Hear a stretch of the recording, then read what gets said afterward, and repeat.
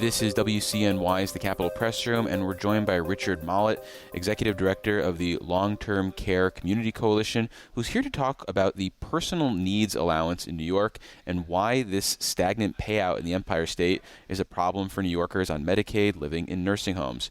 Well, I guess for starters, Richard, can you explain the purpose of the personal needs allowance? Sure, and thank you so much for inviting me on today. So the vast majority of people who live in nursing homes are on Medicaid. And in order to be on Medicaid, you essentially have to have gone through all of your assets. And Medicaid is for people who are lower or no income. And so what happens is that the Medicaid money that you would get actually goes to the nursing home, and all your assets go to the nursing home. All your funds, I should say, go to the nursing home and income. So the personal needs allowance is something that is fostered by the federal government that says, okay, if you are a person on Medicaid in a nursing home, again, the majority, over 70% of nursing home residents, then you get to keep this amount, or this amount is given back to you for your personal expenses. And that is for everything. Anything, any personal expense that you have, anything that you want to buy, whether it be a candy bar or a card for a grandchild for their birthday, or if you want to get your hair done, all those things have to come out of the personal needs allowance. That's all the money you have in the world. Yeah, and it's even more basic things, like if you need underwear, this is going to come exactly from this. I mean, the nursing home is supposed to, provide you with, obviously, with food and stuff like that, but it's extremely basic to frankly non-existent. So my sister-in-law is in a nursing home now, and she calls us up to get, to buy her a yogurt and a cup of coffee, because she can't get it in the nursing home other than at the times that they are providing her with those services. So that's the kind of thing that, it is, you're right. If you want to, a new pair of socks, or, even, a sweater or a blanket or something, for every single thing that you can imagine, New York State residents only get $50 for the entire month. So you have highlighted that the rate has been stuck at $50 per month for more than 3 decades, while federal law allows the state to increase the personal needs allowance up to $200 per month. When you factor in the cost of doing something like increasing the allowance, what dollar amount do you think makes sense? Well, I would like to see, honestly, at least triple. I don't think we're getting there. That's not the bills that we're looking at.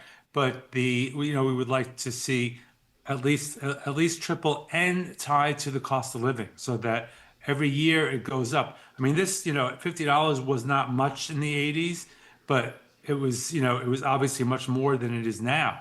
So we want to make sure that, say, we were able to bump it up to $100, $120, whatever, that it kept up with inflation in the years ahead. Because you can see we've been advocating for this, as have others, for years on both the state and the federal level, to increase it, and it's been really it's obviously been extremely challenging. So we want to make sure that we do it right this time.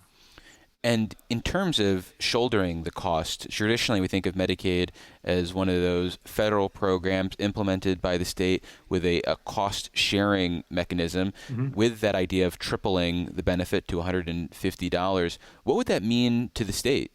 Well, it would cost the state, frankly. Obviously, this would be, as I understand it, I'm not obviously I don't work for the state, but it would be less money coming in, clearly, or more money going out, alternatively.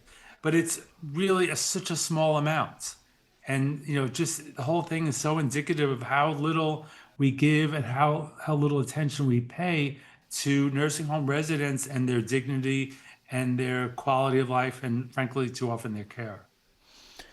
Well, I want to pivot with the time we have left and talk a little bit about your organization, which is a nonprofit dedicated to improving the quality of life for residents of nursing homes as well as in assisted living facilities. You mentioned offline that for the first time in a long time, your funding stream from the state was cut recently. What has that meant for your advocacy work in New York? And are you looking for a restoration of that money in this year's budget, or have you learn to live without it somehow. Well, we haven't learned to live without it, unfortunately.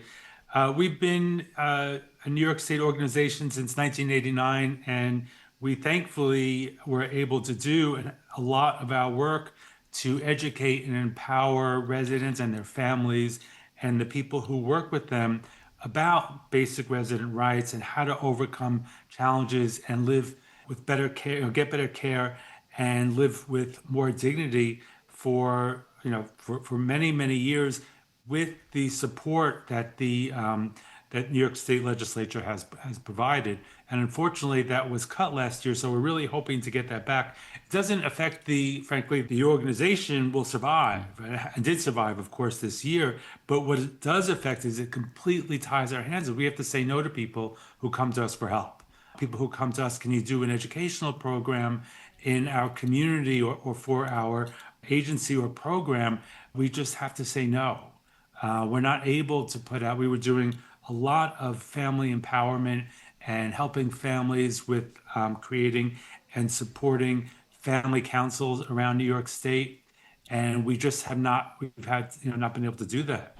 And it's so critical because, studies have shown that empowered and educated families and family councils improve care for everyone in the facility, not just residents with a family member, but actually for everybody. So it's really an important part of our work, and we hope to regain the support to be able to do that again from the state. Well, finally, sticking with that idea of oversight and advocacy, the governor's budget proposal does not increase funding for the state's ombudsman program in long-term care facilities to ensure that there is a watchdog on the beat as often as is required. What does the shortcoming in the funding mean for people in these facilities who, can be some of the most vulnerable in society? Thank you. Thank you for asking. The Ombudsman program, in our view, is just critically important when it comes to helping residents and their families and friends on a day-to-day basis, going into facilities, observing and seeing what is going on, and helping to improve care and improve dignity, whether it be help with with food services or activity services, to helping to address medication issues and other serious care issues. The ombudsmen are there to the extent possible, and I've always had the utmost admiration for ombudsmen who do this on a day-to-day basis.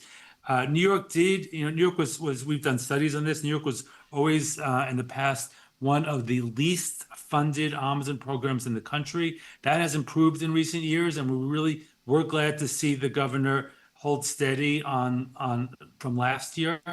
But we would love to see that New York provide, maybe through the legislature, provide additional funds so that the ombudsman can have a really strong and meaningful presence in the lives of residents, because they're the only ones who are really there on a regular basis, again, watching, seeing, trained and legally allowed to go into a facility and to help residents with their permission. So their work is just so important. And the more they do, it saves money for our Medicaid program. We were talking about that before. It certainly saves residents, improves their well-being and their quality of life, and sometimes it even could be life-saving.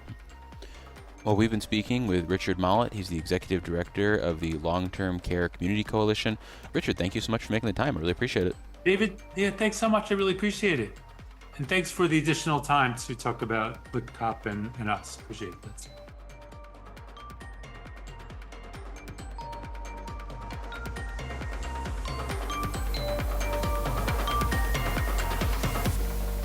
Support for Capital Press Room comes from National Fuel, working to help customers understand what drives energy bills, from taxes and state-mandated programs to market-driven price increases for natural gas, which utilities don't profit from. More information at betterplansnobands.com.